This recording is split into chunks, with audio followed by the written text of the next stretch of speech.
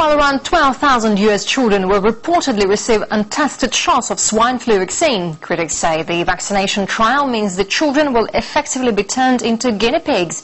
And for more, we can now cross live with Dina Gusowski, our correspondent in the US capital. Dina, hello there. So how dangerous is this mass vaccination using an untested drug? What do experts in the US say? Well, that's right. We're talking about swine flu once again. Seems to be the hot topic these days.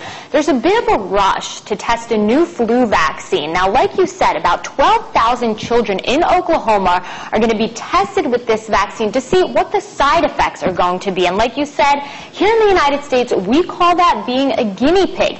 So it's no surprise that many parents across the nation are quite concerned. But experts and researchers say that this is actually going to do more good than harm. They say, look, flu season is rapidly approaching and we need to take all of the necessary precautions. But not everyone feels this way. Joining me today, RT contributor and investigative journalist Wayne Madsen. Thank you so much for being here. So what is the problem here? I mean, isn't it good to take precautions? Isn't this a good thing? That's what researchers say. They say we need to test this vaccine to see what the side effects will be and hopefully to save more lives. Well, I think the concern is that the test community are children who really don't have a whole lot to say about what happens with themselves. We know that in the past, vaccines have been administered to children.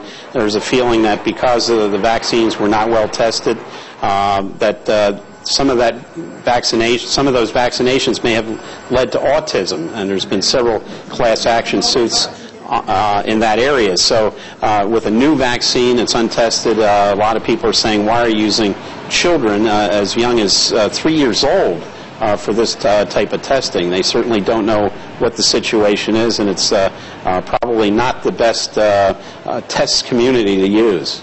Now, you actually said that swine flu was man-made, that it was made in the U.S. How do you justify those claims? Well, I've been speaking to people in the research community, including people who are working on the vaccine for this particular H1N1 virus. Even the Centers for Disease Control referred to it as a novel virus. They've never dealt with this before.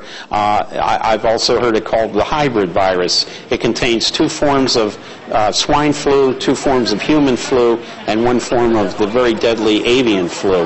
And many people in the research community feel that this could have only been developed by gene splicing, by recombination of DNA.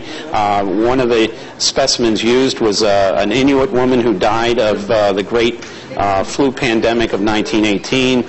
They basically found usable tissue where they recreated the 1918 flu in a laboratory. This is much like the movie Jurassic Park, where they brought back dinosaurs.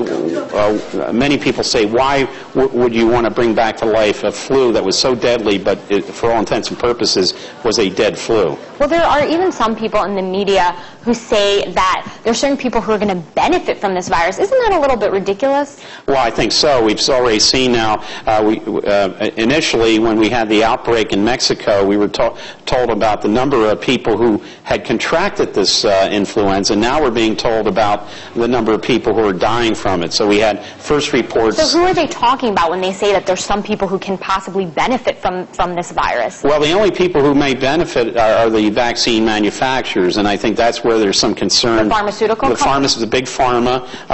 There's only about 3 that are, basically have the patent rights on the vaccine, and of course they would benefit, and that brings up the question: who developed this particular form of influenza, and what is the, what's the purpose? Who benefits? Cui bono?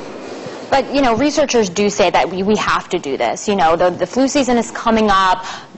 Hundreds, if not more people are going to die, more people than already had. So how do you respond to that? Well, the regular flu season is coming up, and there is a vaccination for the regular flu, but now we have this other flu, so people are confused, and I think the Centers for Disease Control they're not putting out the correct information. Many people now feel, well, I'm not going to get the vaccine for the regular flu. Well, that's been proven not to have any problems, but this new vaccine that's being developed, and they're going to test it on these children, that's the one that most people are concerned about. That's right, and whatever you think about this issue, people are concerned both about swine flu and about people who will choose not to get vaccinated. So something to ponder there. All right, Dina Gosowski interviewing Wayne Madsen, U.S. investigative journalist, live from Washington. Thank you very much indeed to both of you.